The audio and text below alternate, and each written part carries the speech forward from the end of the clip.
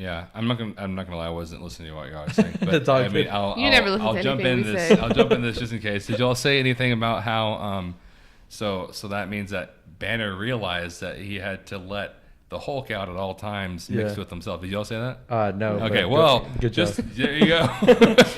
Banner realized that he had to let the Hulk out at all times mixed with himself. That was such great insight. It was like you were listening to us the whole time. And also, y'all might have talked about Thor. Did y'all talk about no, Thor? We said nothing. I was going to afterwards, but you didn't go to bring it up.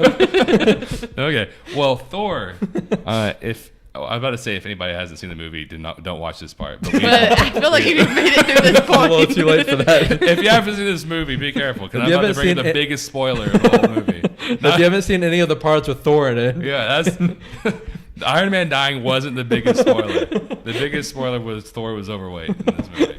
A lot of people, I've seen some people also get mad at how they did the characterization with Thor. Yeah, you know, and I loved it, and one of the biggest reasons why I loved it was because Thor was that way throughout the entire movie, which was freaking beautiful that they did that. Yeah, I honestly thought he was gonna use lightning powers to change back into his sculpted body and all that. But Marquez and Zach, all they did was make fun of mental health.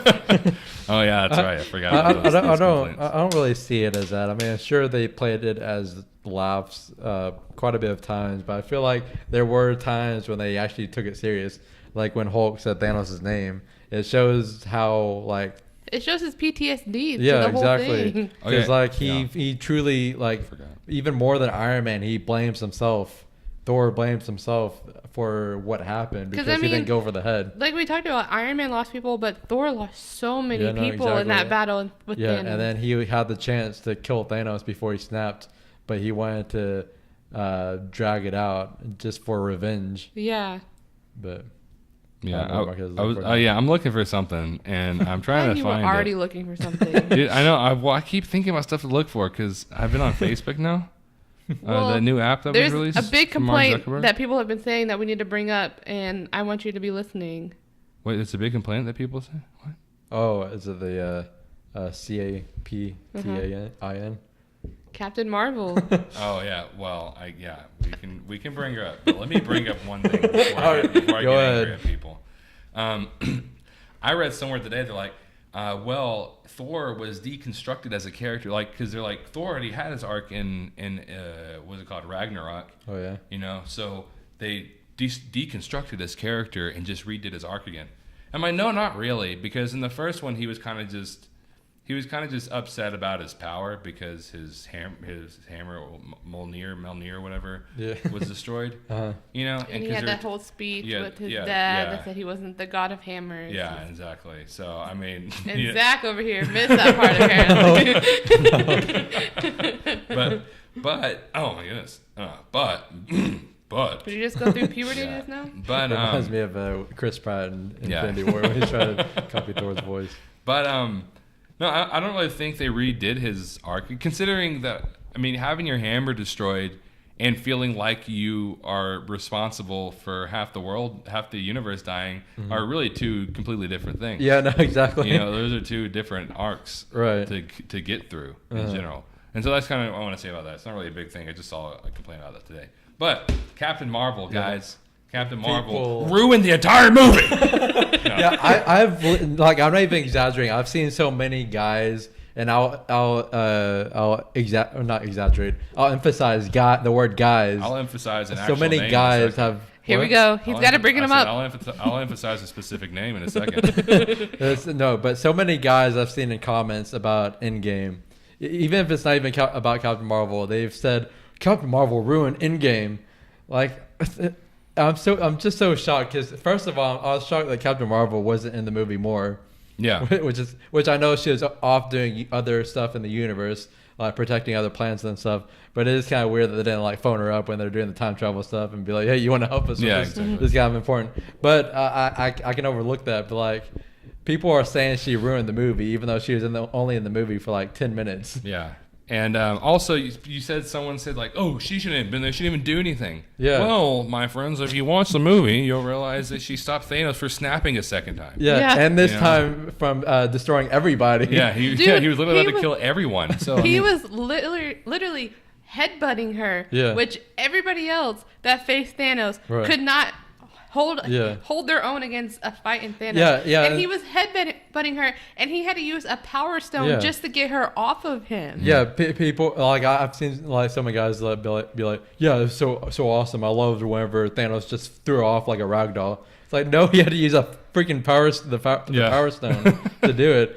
And like I don't know why. I mean, I know why, but it's just I hate how guys have to hate on her so much for no reason. Yes. Honestly, like. I will say, like Adam Warlock, I was surprised he wasn't in this movie, but if he did everything exactly the same way that Captain Marvel did, without even having his own movie or anything, and only having the brief tease in Guardians of the Galaxy Volume 2, the after credit scene, if he did everything exactly the way that Captain Marvel did, if he had the same attitude that Captain Marvel did and everything, like guys would like cream their pants about that whole character. Yeah. But since it's Captain Marvel and she's a woman, they have to say she ruined the movie. Yeah, I know. It's really and bring up your person. Oh yeah, and there's this guy. I don't know if I've mentioned him before. His name is Matt McGloin. He runs a page called Cosmic Book News. I don't know have I talked to y'all before? No, not once. He wrote an article that says hashtag RIP MCU. Does Captain Marvel ruin Avengers Endgame?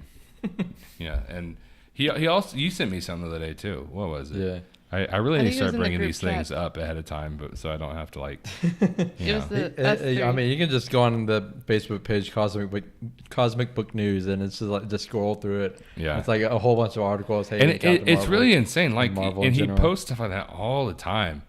And like I was reading the comments because I saw where you had commented on the post, and I went in and everybody agrees that she ruined the movie, that it was so boring, and that they hate that she's going to be the one that's going to lead the universe. Like, it's just so frustrating. I don't understand so much hate. The one that I sent y'all was he posted, the headline is Brie Larson hates Avengers and Captain Marvel cast.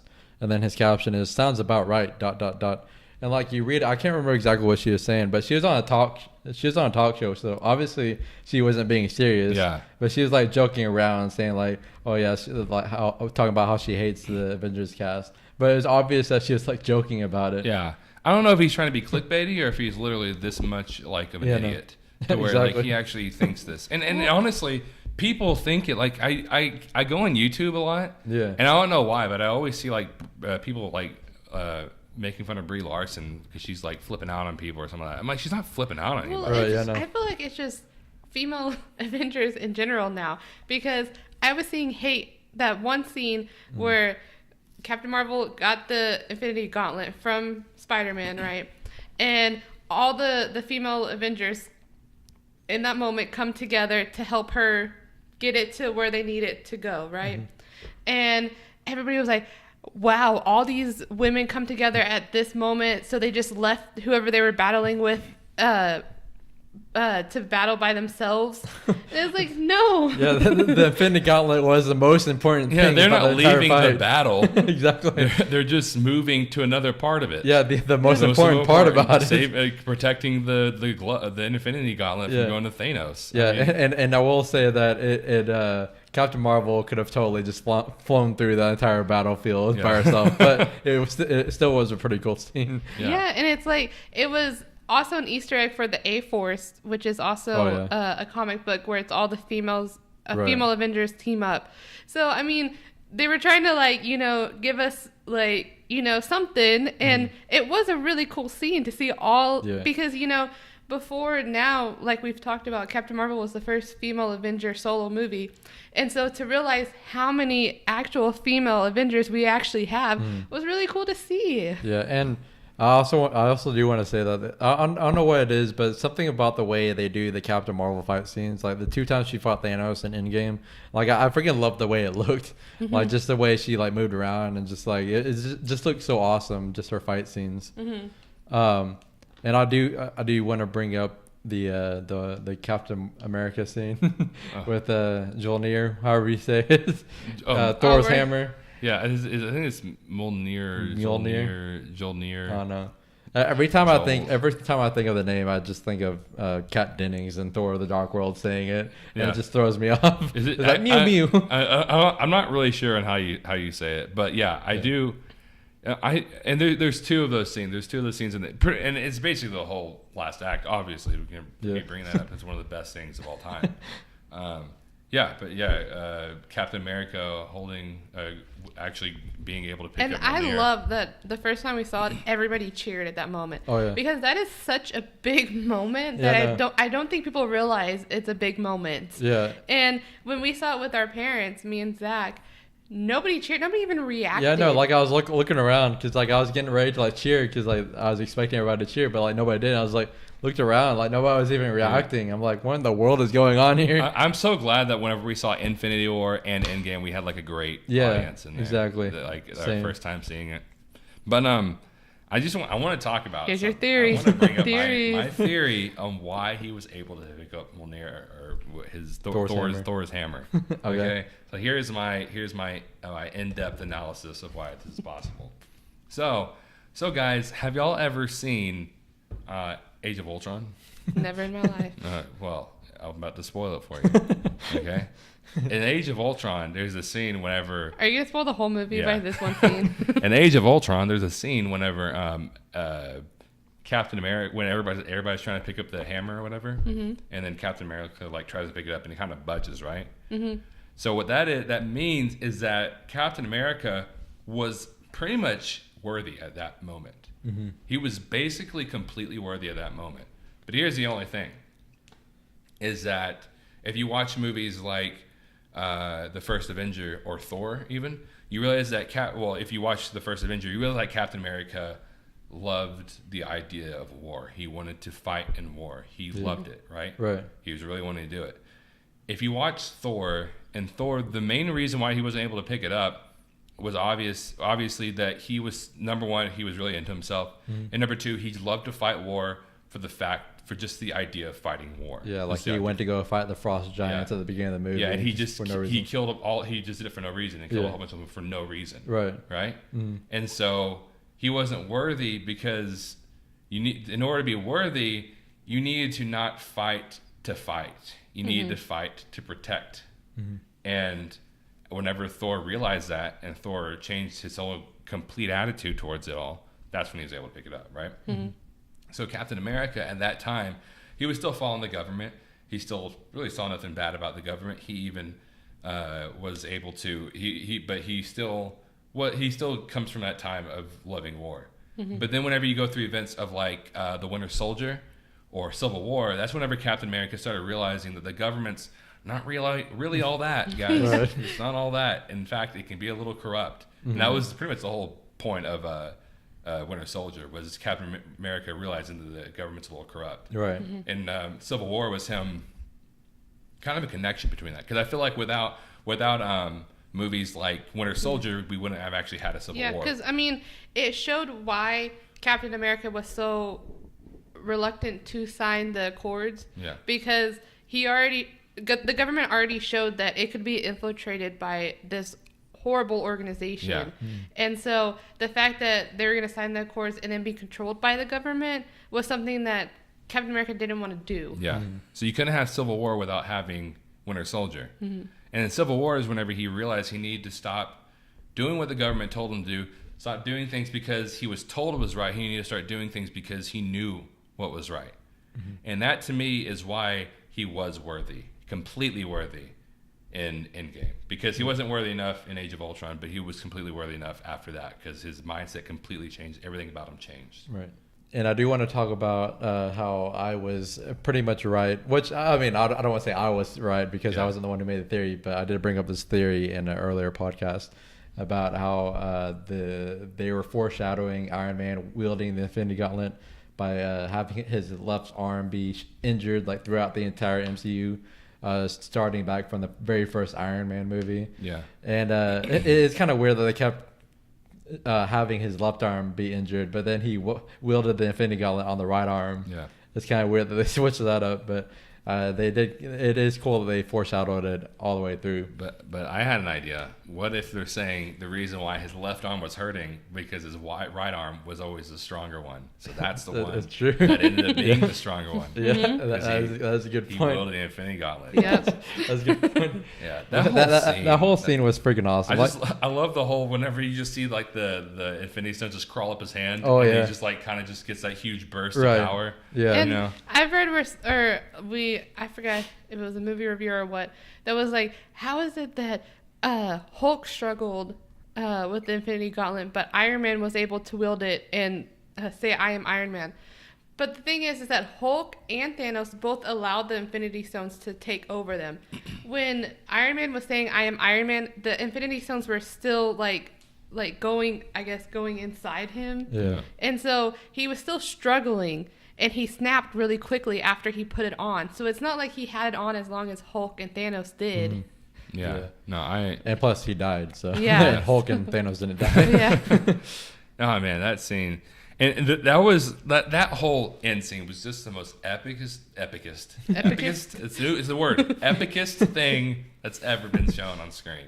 I even love that they got the kid from Iron Man 3. Oh, dude, that whole last scene, man, that was like me struggling to like hold back tears. Dude, I let it go. Like I was sucking those tears like in hardcore. When Peter Parker was shown, I was like, all right, I can do this. Okay, and then Pepper came on, and I was like, all right. We kind of expected it, she was going to say goodbye. That's sad. But the scene where he had pre-recorded a goodbye to his daughter and Pepper just in case, I lost it because it was so perfect what he was saying in the I Love You 3000. Yeah. No, I mean, Which I've seen all over the social media now. Yeah, and it's awful because I want to show this movie to my sister, right? Oh yeah. And she hasn't even seen Infinity War yet. Oh my goodness. You're What have you slacking over been here. doing? So I want to show her those two movies. But she also hasn't seen like most of the movies. Oh my goodness. She Yeah. hasn't seen like almost any of them. And I can't show her all 21 before I show her these movies. Or 20, yeah, I can't show her all 21 before I show her Endgame. I mean, but the thing is this movie is great just watching it. Yeah. You can walk in this movie and have a really good time because, it's just, obviously you probably have, no matter what, you have to watch Infinity War first. Yeah. But at the same time, there's just so much in this movie that you're like, you needed to just be connected to these people. Yeah, exactly. It's like that funeral scene when they're expanding.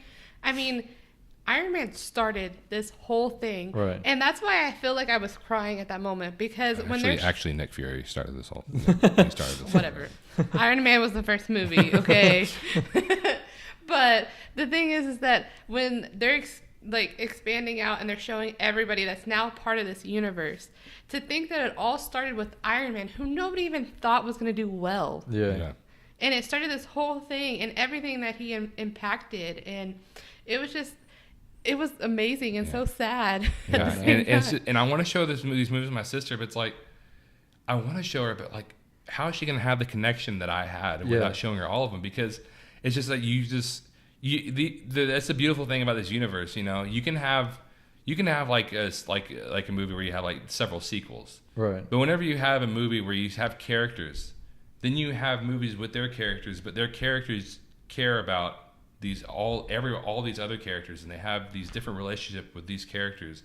And I mean, I keep saying that, and I keep going these characters, but it's just so hard to watch this movie by itself. Even if you watched Infinity War, even if you watched a few of the other ones, it's hard to watch this movie and get the full impact that you need, that was meant to give you, without watching all of them. Yeah, no, especially since what were you gonna say? Because like you said, we're talking to Jesse, your friend, our friend, and I was even doing my sister. I was like, I wonder which. Let's see. I was like, let's see which movies you don't have to watch, and it's like, man, what movies would you not have to watch? Because it's really hard to think about it because it's just so geniusly just woven together into each other. Yeah. Yeah, and like not only that, but like this movie is like. I don't know what the word is. There's so much fan service in this movie, but like in the best possible way. Like Captain America wielding Thor's hammer, Captain America saying "Avengers Assemble." Goodness, I forgot about that. Finally saying that, and it was so awesome because he like caught Thor's hammer. Yeah, and I didn't even realize that in Age of Ultron, he almost said it. Yeah, he almost said it at the end. Yeah, but it cut off before he said a symbol. I remember seeing that. Everybody was like, oh, man. Yeah. And this time he said it. And that was another time that everybody in our theater clapped, which was beautiful. Because but then nobody clapped the second time. I know.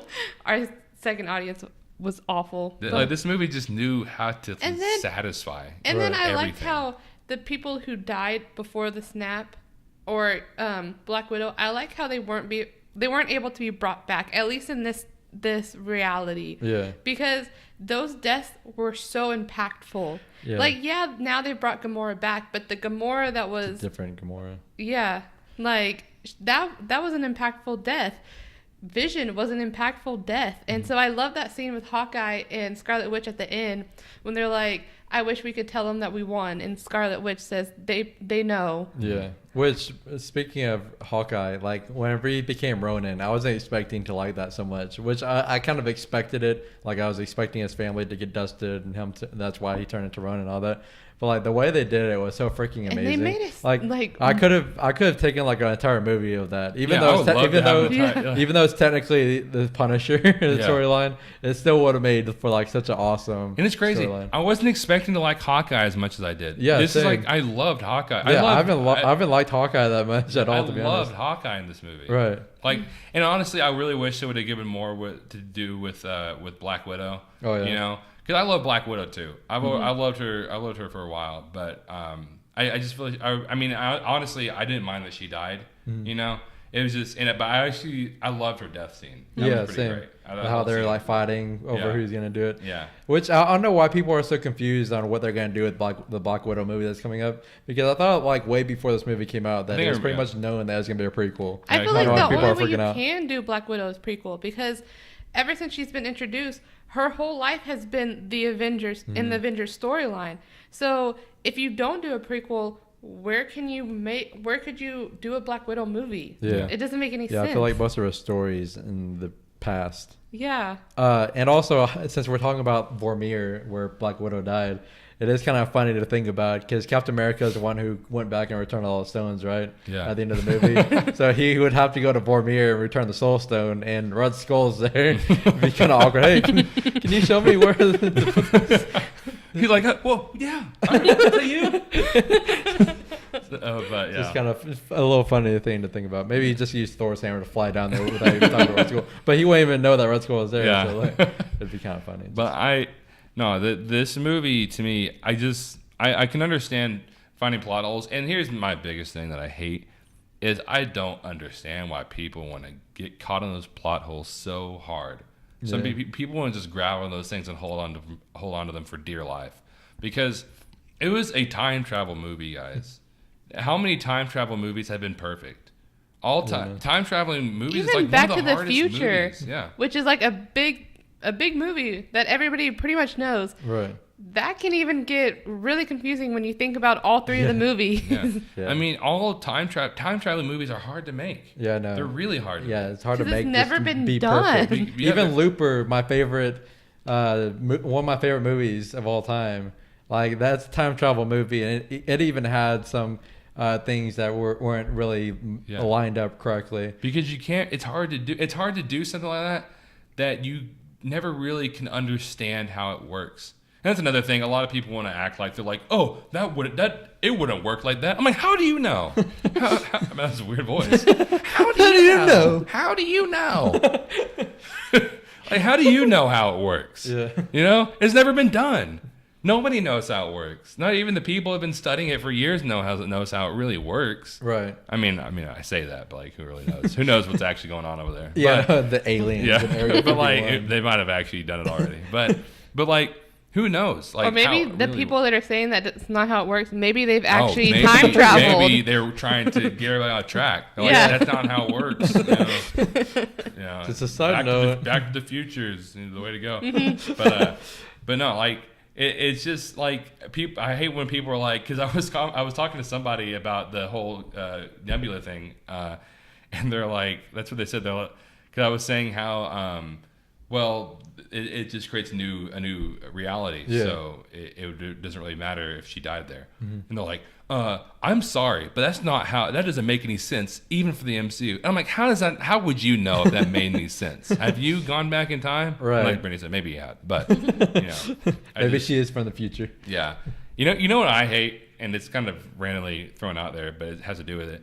I hate those pictures that are like, this is the correct way to watch the MCU. This is the best way to watch the MCU. The MCU, and it shows like Captain America, First Avenger, then like Captain Marvel, and it just shows them like in order. Yeah, chronological. Yeah, and I hate that. Oh yeah. I hate it so much, and understandably, it obviously does it makes sense chronologically, but there's a reason why they put them in the order they did. Yeah. Number one, if you watch them in that order, you're gonna have it to where Ant-Man and the Wasp happens, and then everybody gets dusted away. Yeah. And then later on, like Infinity War happens. Yeah. Mm-hmm. You know, right, yeah. after a few other movies. Yeah. You know? And so it doesn't really make any sense whenever it comes to like the end credit scenes are out of order. And like right. the thing is like you said, they planned this. Yeah. Kevin Feige knows what he's doing. He's planned all these movies. He's even planned the next phase on what's going to happen years from now.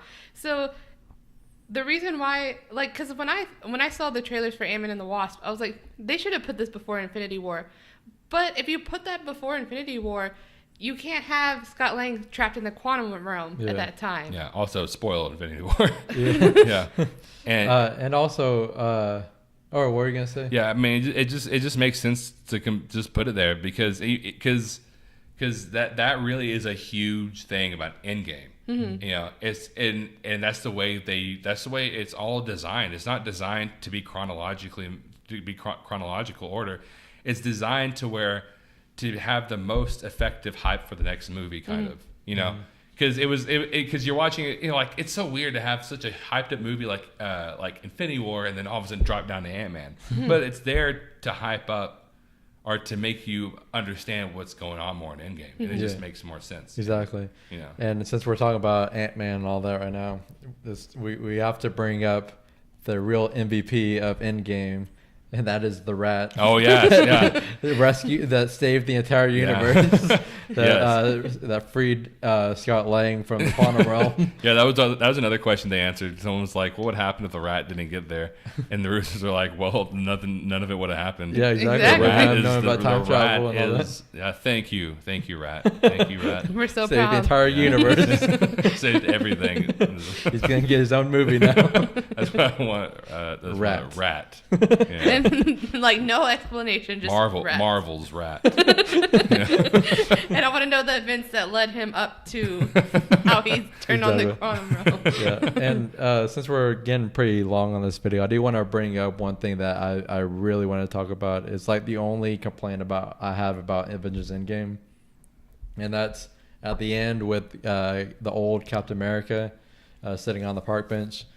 No, I honestly wouldn't mind Sam being the new Captain America, even though I really feel like Bucky should be the new Captain America. But I could put that aside. But I really feel like the last conversation with Cap should have been Bucky. I know Bucky told Sam that he could go talk to Captain America, but I mean, that's just something that the writers wrote in there. I feel like it would have been better writing if Bucky had that last conversation with Captain America. Sam could still be the new Captain America, but the last conversation should have went to Bucky. Mm-hmm. Yeah, I completely because agree with Bucky has been there with Steve since the very beginning, even before Steve became Captain America. When he was still just a scrawny little kid, Bucky was there protecting him from bullies and all this, and he was still with them throughout his entire life, pretty much. So it would have been a nice little. They wrapped up so many storylines so perfectly in this movie. Except for that one. That was the only one I feel like they didn't wrap up perfectly. And I mentioned in our review, our spoiler-free review on our channel, Two Awesome Men, that there's one thing that I wish they would have done differently, and that's what that was. That I feel like they should have done that differently.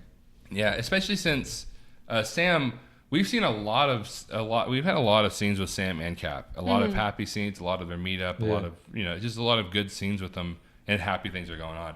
We really haven't had that much great happy scenes between Cap and Bucky, other than a few scenes in in the first Avenger. Yeah. Like with that, I mean, there was before everything. Right. Yeah. But now we have after he's Yeah. like after he got the super soldier serum, we haven't really had that really like Yeah, 'cause happy every thing, scene- things that good things going on while they're meeting because in Civil War horrible things were going on. Right. You know, like he was being chased, people were trying to kill Bucky, And every time they had a scene, it was, okay, how are we going to get out of this? Yeah. Exactly. It was never like they got to settle down. And even the end of Civil War, it ended with Captain America and Iron Man fighting. Yeah. And then him having to carry Bucky away, and then Bucky going to Wakanda. So they never had that moment of, you know, we did it, we're in this together. Yeah. And even in Infinity War, they met each other and they hugged, but it was still, what are we gonna do? You know, we need to figure out a way to get Vision, the stone out of Vision's forehead. We need to figure out a way to not let Thanos get all the stones. It was just, there was never a moment of like, we're sitting down, relaxing to have an actual, just a conversation. Exactly. You know, we never got one of those. Yeah. And it really, it honestly did take a little bit off the movie. And because I can, and like I said, in this movie, I can overlook any like plot holes, which honestly I can't really find a whole bunch except for like one or two. But I can overlook those things. I can overlook the weird kind of pacing in the beginning. I can overlook everything, almost anything, really. Yeah. I can, like you said, I can even overlook the fact that he gave Sam the Captain America. He let Sam be Captain America over Bucky. That's fine, whatever. Right. But it's just the thing of everything in this movie was just satisfying thing after satisfying thing, just over one after the other, and then bam, we don't get a conversation between Cap and Bucky. Exactly. You know, Right. and it was honestly kind of disappointing, just that part. Yeah, and like my friend Jesse that we brought up earlier, he mentioned that like maybe they could have a scene like in a future movie, but I feel like I feel like at that point it feels kind of like they threw it in because they didn't put it in this movie. Also, what would it be in there for? Yeah, it would just be like a really quick random scene. Yeah. I feel like because I feel like Captain America, if he's in another movie, it wouldn't be like more than a cameo because he's an old man now. Because you have to realize this movie is the end of the saga. This is the end of everything. This is supposed to be the most satisfying movie we got. Yeah. Well, so far. And they just kind of dropped the ball on that. So with Spider-Man, I've read different things. Is Spider-Man starting the new phase, or is it? He's the end of phase 3 for some reason. So okay. weird. He's the end of phase 3 for some reason. Okay, that's what I don't know read, why. and I was like, what? Yeah, I don't know why they decided that. I mean, maybe when the movie comes out, it'll change our minds. Well, but at this point, you know that Zendaya actually, I think it was on her Instagram, she actually put, after watching Endgame and what I know about Far From Home, I'm crying or something like that.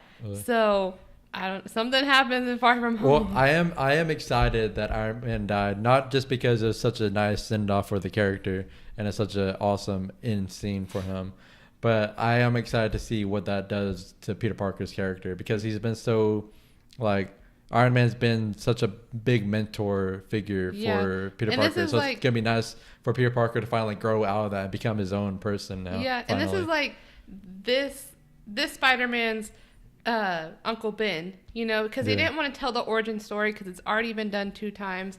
Even though I would have definitely still liked the origin story, Yeah. at least some elements of the I would have origin loved story. it. They should have. I mean, not the origin story, but just the Uncle Ben thing. Yeah, Yeah. I feel like you have to mention Uncle Ben, but they chose not to. Yeah.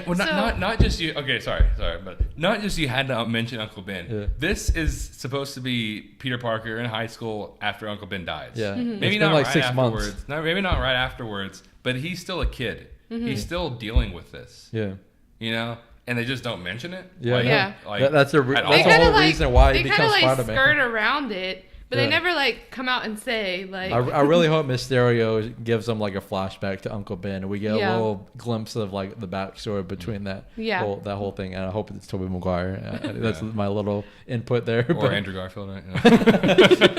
Yeah. Or if they don't, maybe they can save Tobey Maguire for a Spider-Verse movie in the future. But what are you gonna say? Well, I was just gonna say, you know, at least with Tony Stark's death, we kind of get that.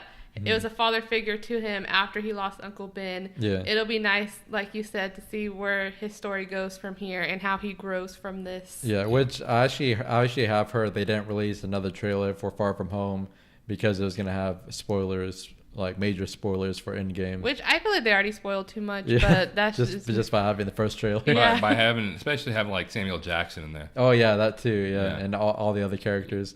Which that's another thing that we haven't talked about is that it's 5 years in the future for the people who were snapped, right? And they came back. So they're like pretty much in the future now because it's been 5 years. Yeah, I was about to bring this up. Yeah. Oh yeah. So does that mean like not all of Peter Parker's classmates, but like the main circle?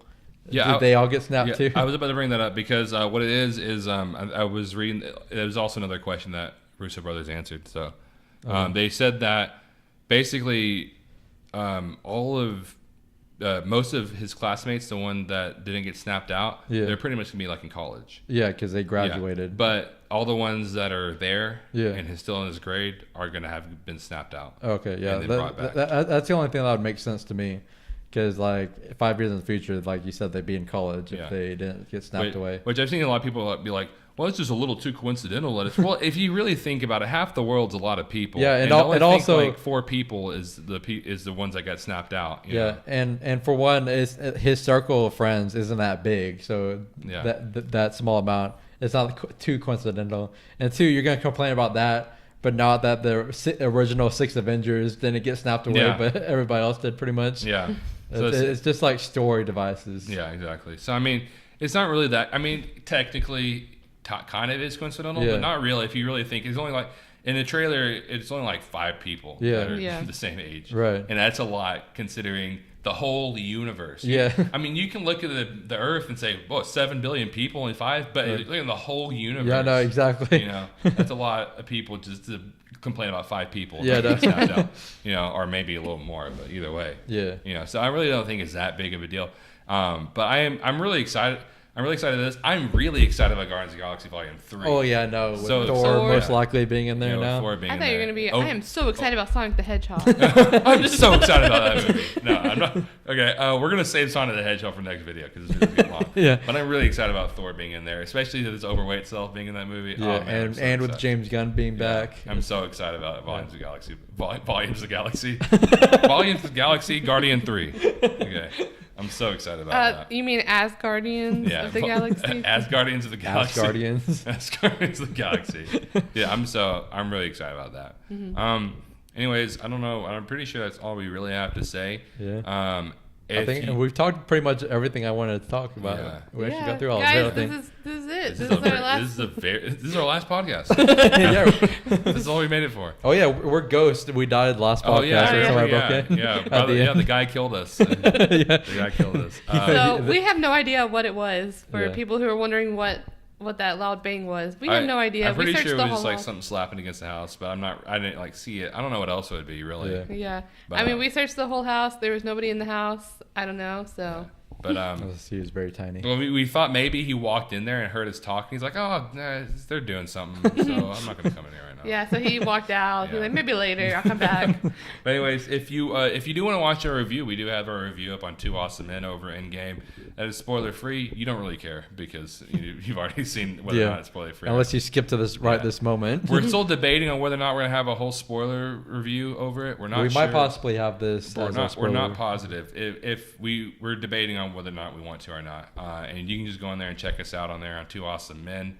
Also, guys, just to let y'all know, tomorrow is the 20th anniversary of the very first episode of SpongeBob.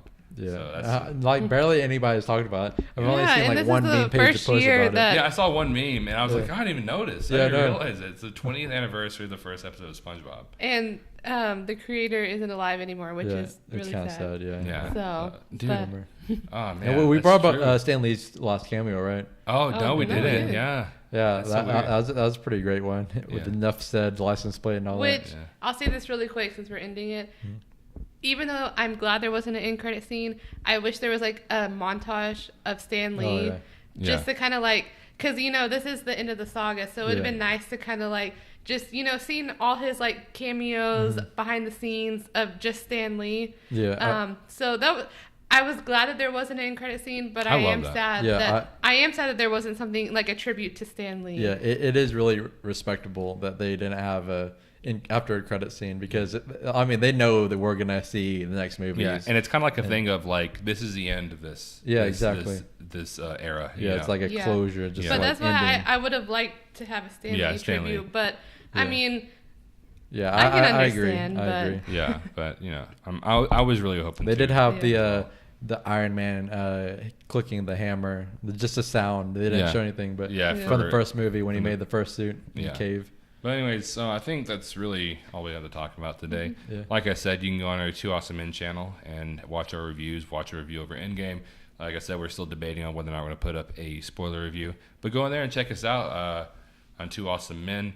Anyways, guys, we will be back next week. And the Ted Bundy movie comes out this week. That's right. So we'll actually be able to talk about that. Hopefully we watch it. Yeah. And then next week is the Detective Pikachu movie. Oh yeah, I'm so excited about that. with Ryan Reynolds. So go ahead and make sure to hop on. Oh my goodness. Hop on. No. Don't hop on anything. Just go. Just go over check there. us out on. You can leave now. Go check us out on iTunes, Spotify, or Google Play.